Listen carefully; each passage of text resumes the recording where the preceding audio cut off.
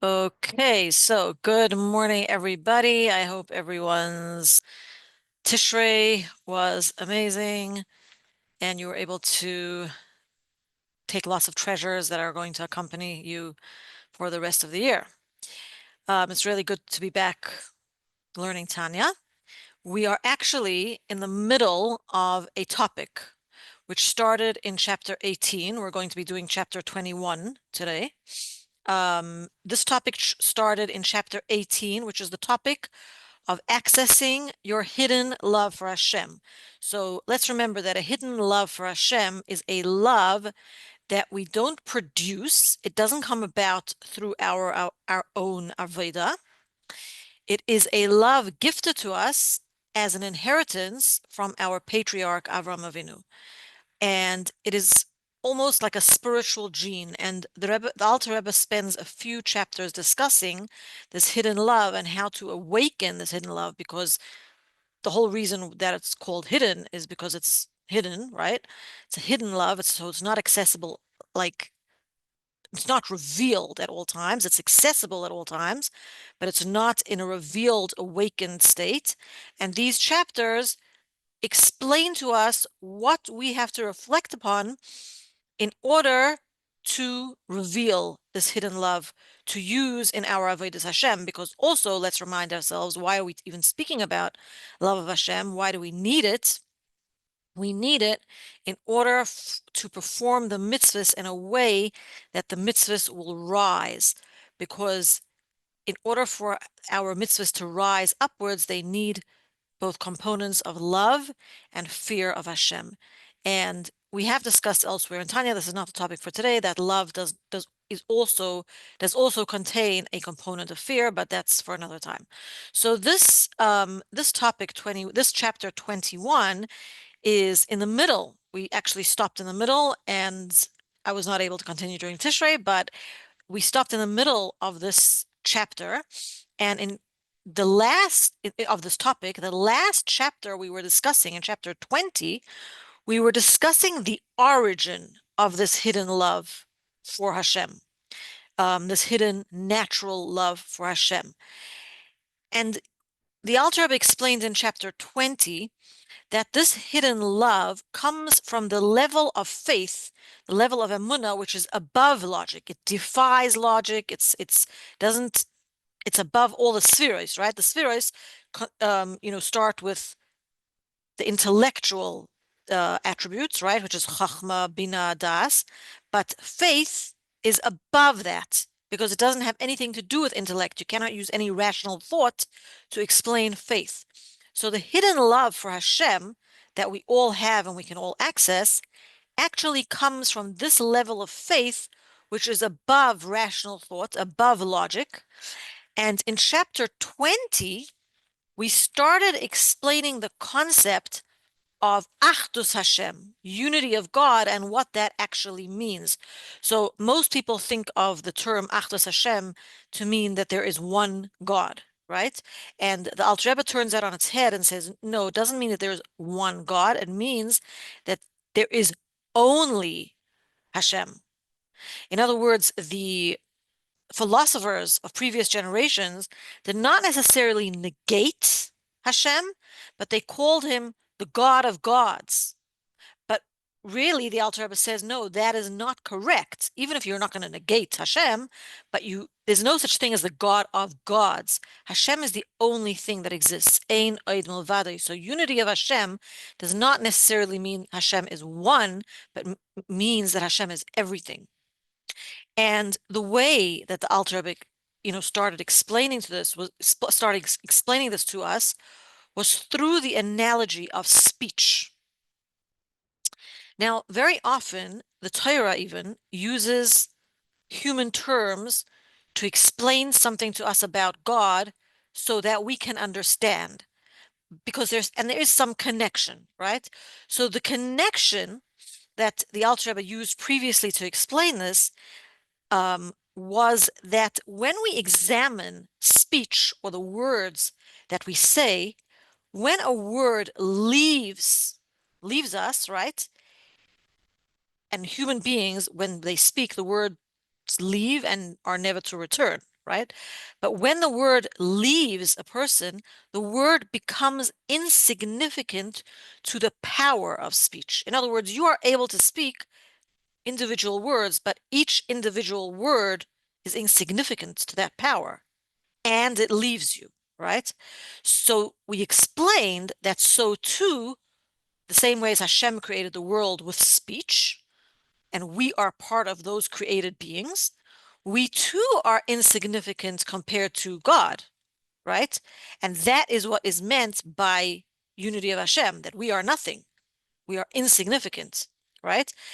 Hashem is truly everything. And that is why when you transgress a mitzvah, you sin or you do an avera, you are actually negating Hashem because you're saying, I'm something. I have my own will. I could do what I want. But you're not ascribing to the fact that you are like a word. When someone speaks, you are insignificant compared to your source. You are nothing. Hashem is everything, right? The only difference that we did say between Hashem's speech and a human speech, a human being's speech, is that a human being, when he speaks, the word leaves you and never comes back, right? But let's say you were about to say something and you held back, right? You were gonna say something, but then you made the decision not to say it. It's not such a good idea, right? So that word or that idea is one with you. It hasn't left you yet, right? So it's connected to you.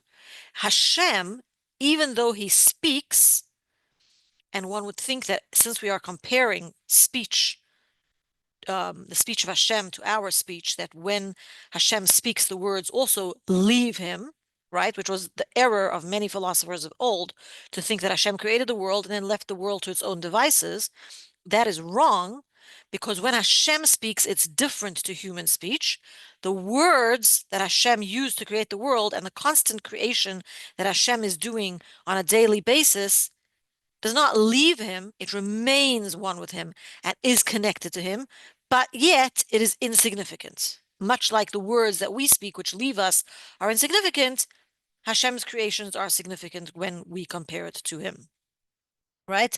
But we do have to remember that when we use certain characteristics describing Hashem using human terms, we're actually not similar.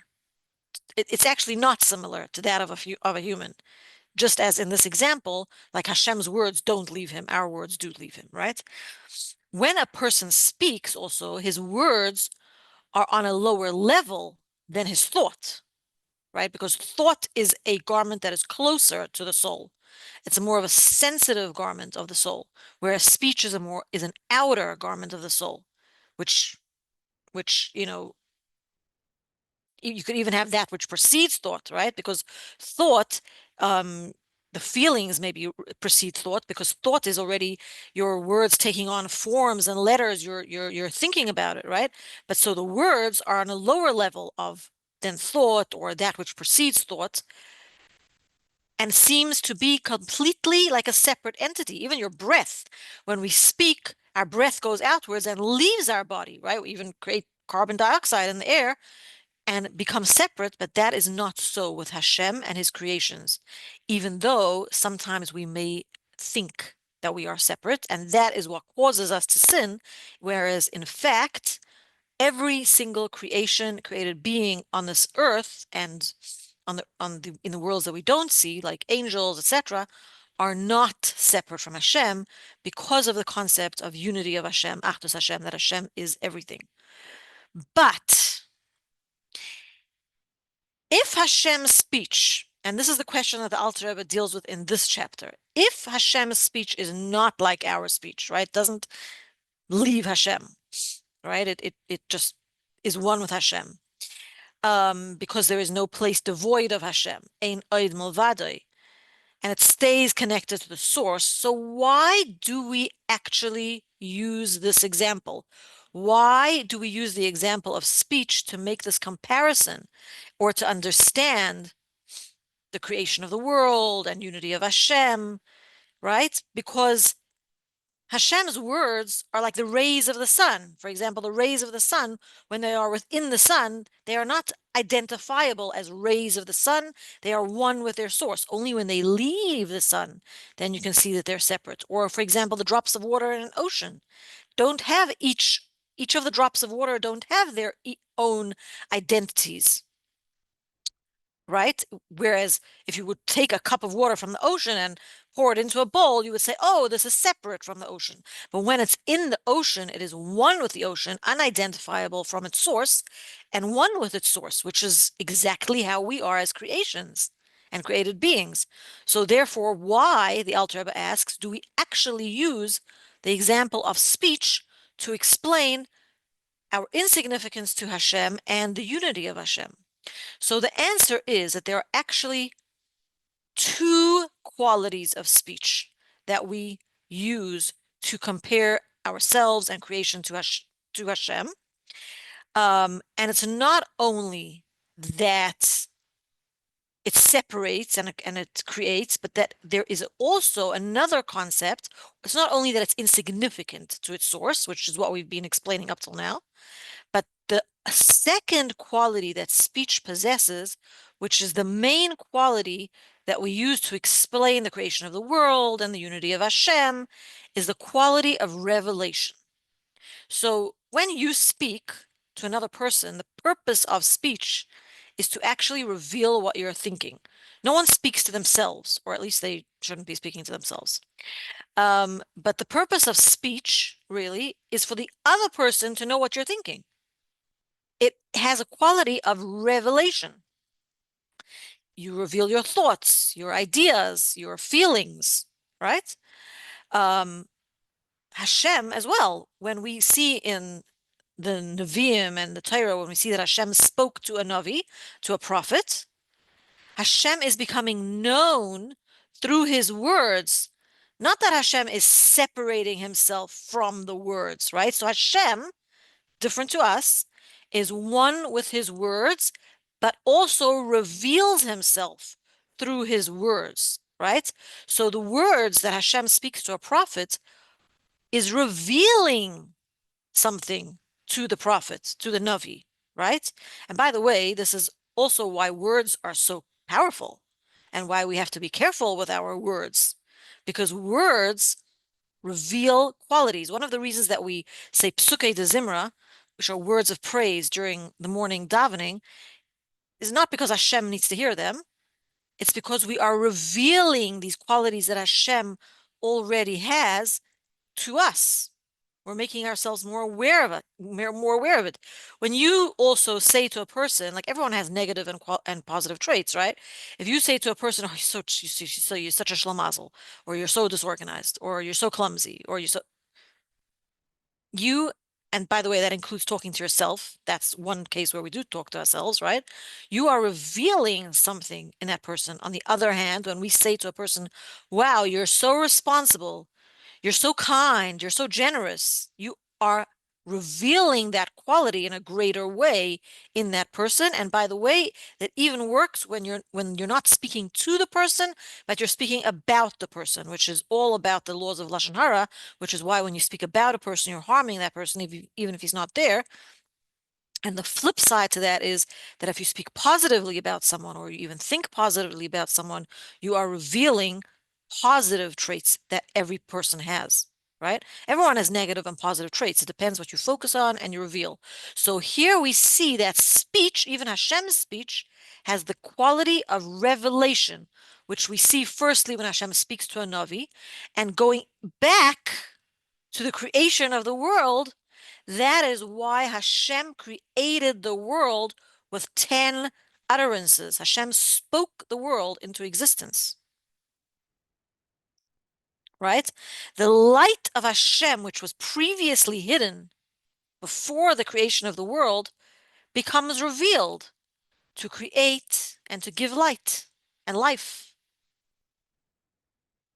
And yet, at the same time, Hashem's speech remains connected to him in the way of a person's thoughts and feelings before he speaks. So Hashem's speech to Hashem is like a person's thoughts and feelings, not speech. But the quality of speech, which is revelation, that is the quality that we are going to focus on. Now, what's interesting is that this revelation that causes Hashem or caused Hashem to speak the world into existence and causes Hashem to speak the world into existence every moment of every day, does not cause any change from Hashem's perspective, only from ours. We feel different. We feel erroneously independent from Hashem because of this revelation and because of this speech. But from Hashem's perspective, nothing changed.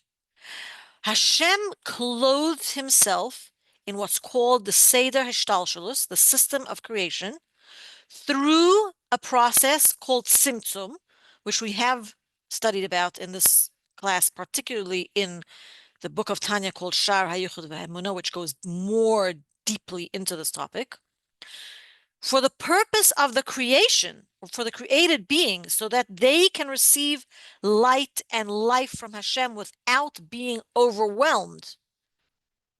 And which is why we can mistakenly think we are independent realities.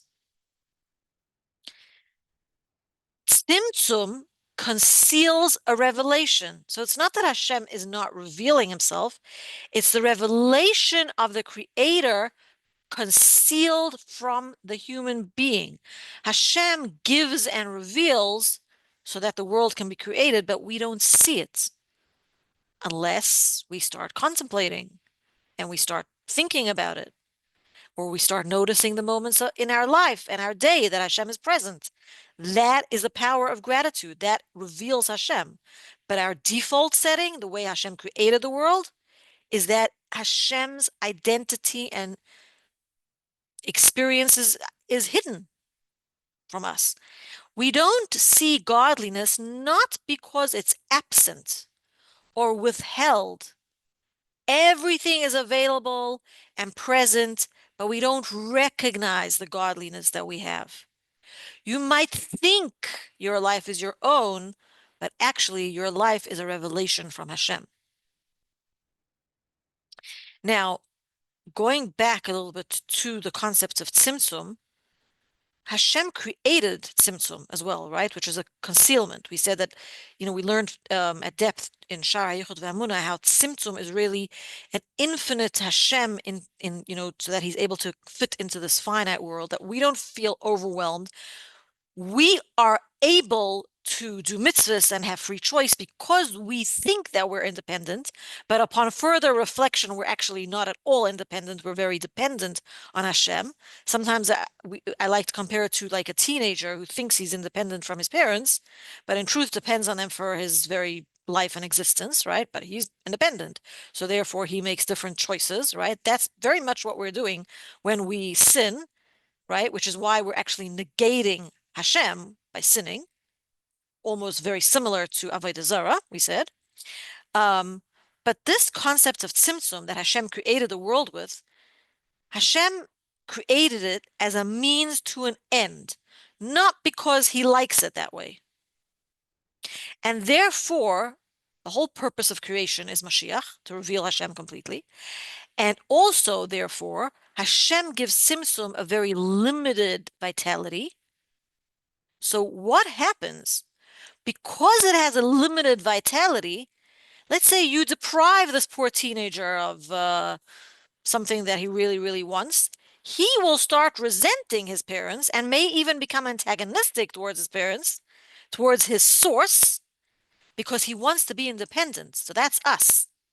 That's us as a result of tzimtzum and our the limited vitality that tzimtzum gives, which means that we don't feel in a revealed state this godliness all day long, right? It can also start, because of tzimtzum, created beings can start to resent their source, become antagonistic to the source, which is Hashem, and want to be independent. And that is what we have to reflect upon. One of the things, because the Alter Rebbe is going to go into this next chapter, is going to actually explain on a deeper level what the purpose of klipa is and what klipa is, because it comes as a result of this process of tzimtzum, concealment of godliness. Um, but it is also this is what we reflect upon when we want to connect or reveal the hidden love, connect with or reveal the hidden love that every single Jew has. So we kind of like we realize we have to become aware, and like I always say, awareness is what gives a person choice. Awareness is the precursor to choice. This is why we learn Tanya. If we're not aware actually of the processes that are going on behind the scenes, then if a person's never learned about God, they think that they're an independent being. But when you do think about Hashem and you know that Hashem exists and you know that Hashem is everything, even though you may feel differently, that is accessing your hidden love. That is a level which is on the level of emunah, which is above logic. And that is what awakens the hidden love and causes you to both do positive mitzvahs and to prevent yourself from sinning. And that is why we actually say Hashem hu ha'elokim. Hashem is on the level of Havaya, that's like above nature, miracles, the way Hashem was before he created the world. Elokim, which has a numerical value of nature, is Hashem as he is clothed in this world, hidden within nature, making us think that he doesn't exist. But then we reflect upon it, and we just said this many times on Yom Kippur, at the end of Yom Kippur, that Hashem hu Elokim.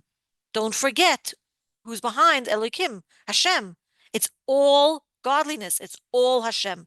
And when we reflect on this, it's all part of the bigger reflection to access our Ahava Mesuteres, our hidden love. Then we can actually awaken this level and prevent ourselves from sinning and motivate ourselves to do the positive mitzvahs.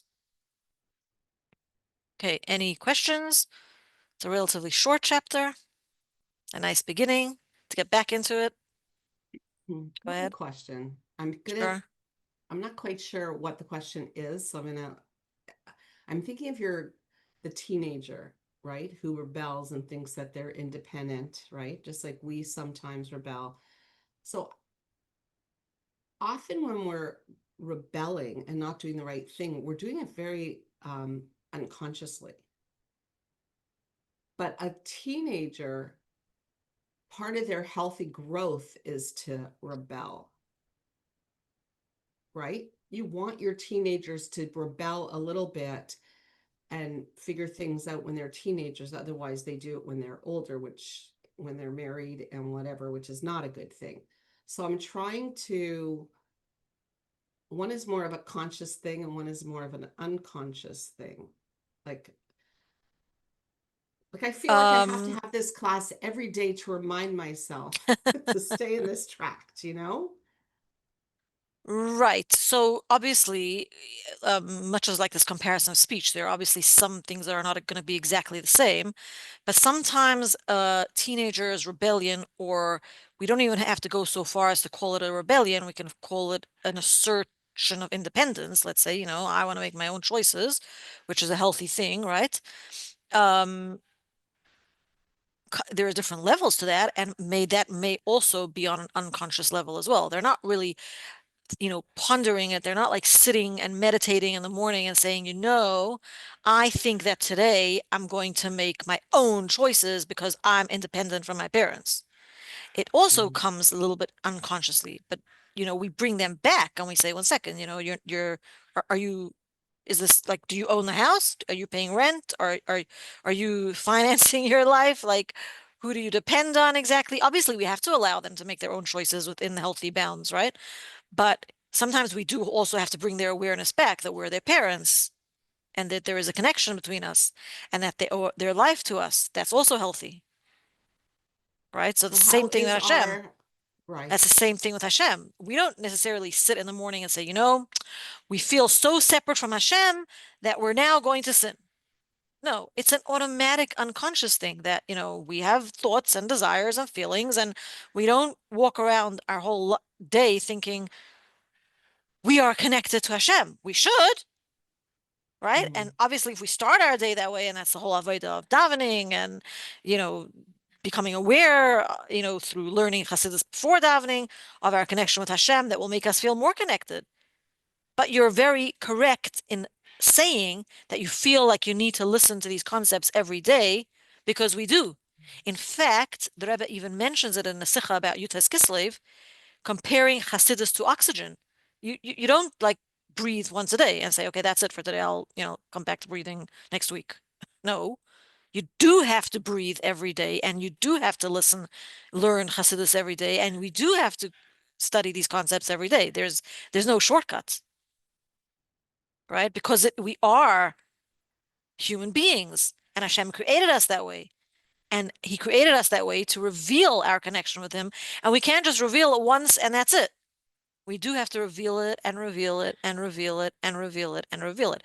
Also, I do want to mention that the hidden love that the Alter Rebbe is speaking about now is very good to reveal, but it's not sustainable, which is why the whole concept of Tanya is to develop a love from Hashem produced from your intellect. Hidden love is not produced from your intellect. It's a present that we have. It's a spiritual gene that we got from our avos, from our patriarchs, and it is to be used in a situation where you don't have any produced love from your intellect.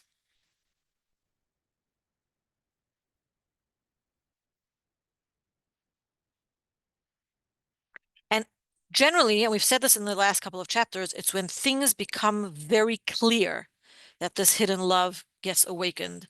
And I will just mention here that if anyone has been following the hostages situation, story after story, not one, not two, not three, story after story after story. I'm collecting a few of them, and if you want, I could post it on the group, but their faith became awakened in the tunnels of Gaza to such an extent, even like what the Alter Rebbe says, that the worst sinner will never negate Hashem.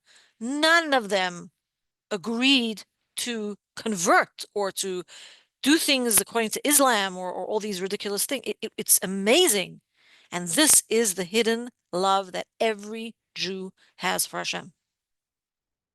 But it is also not sustainable.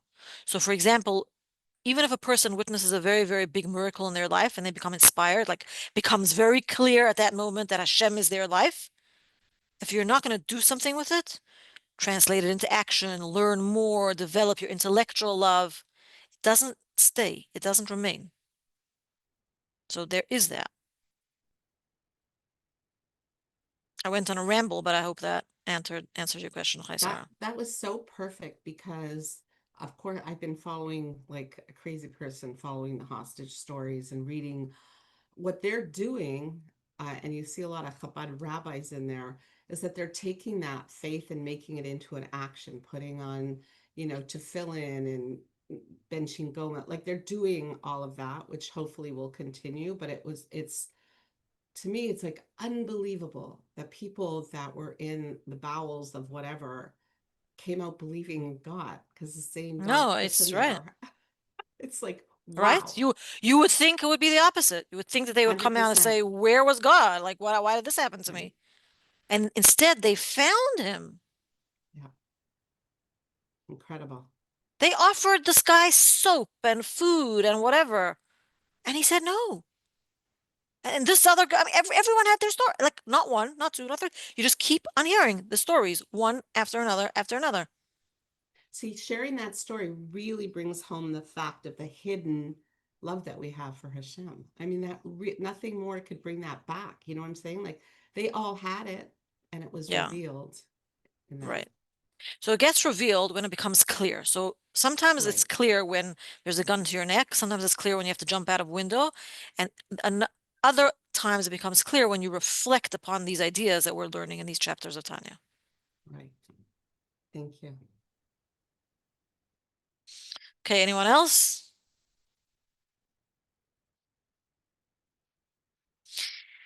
Okay, everybody. So we'll see each other next week. Emir Hashem. Have a great week.